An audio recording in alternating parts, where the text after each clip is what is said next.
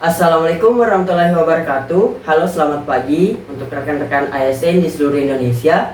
Perkenalkan, nama saya Reza Rianto Sultan dengan NDH 15, gelombang 10, angkatan 44, Lasar CPNS tahun 2026 dari instansi Universitas Sulawesi Barat.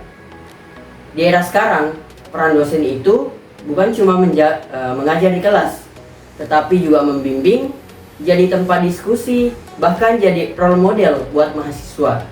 Nah, sebagai ASN, kita punya nilai dasar yang harus kita pegang, yaitu berakhlak. Di podcast ini, saya mau sharing sedikit bagaimana saya mencoba menerapkan nilai-nilai tersebut dalam keseharian saya sebagai dosen. Sebagai dosen, menurut saya pelayanan itu dimulai dari hal sederhana.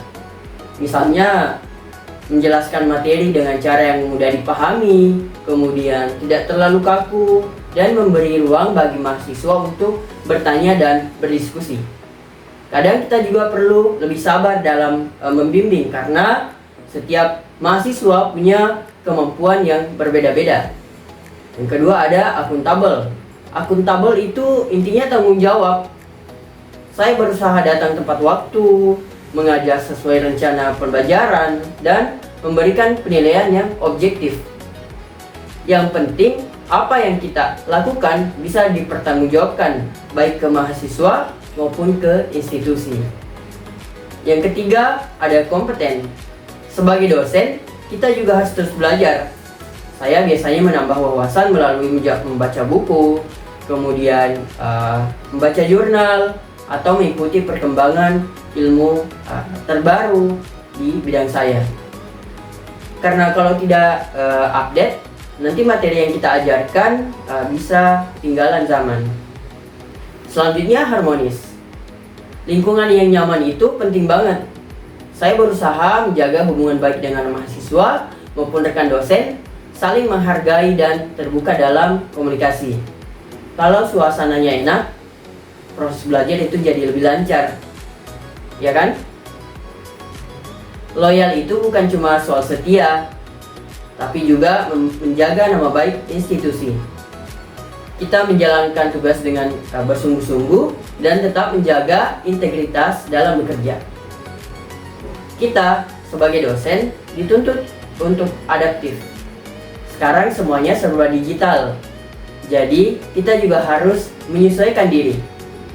Mulai dari menggunakan media pembelajaran online sampai mencoba metode mengajar yang lebih interaktif. Dan yang terakhir ada kolaboratif.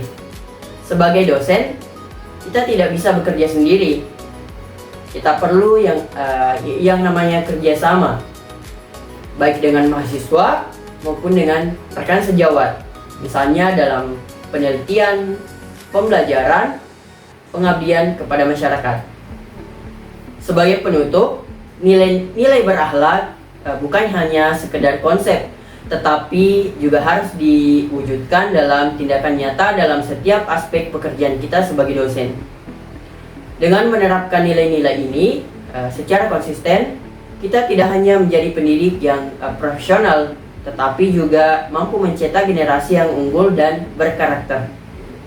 Mari bersama-sama membangun budaya kerja yang berintegritas, berkualitas, dan berakhlak.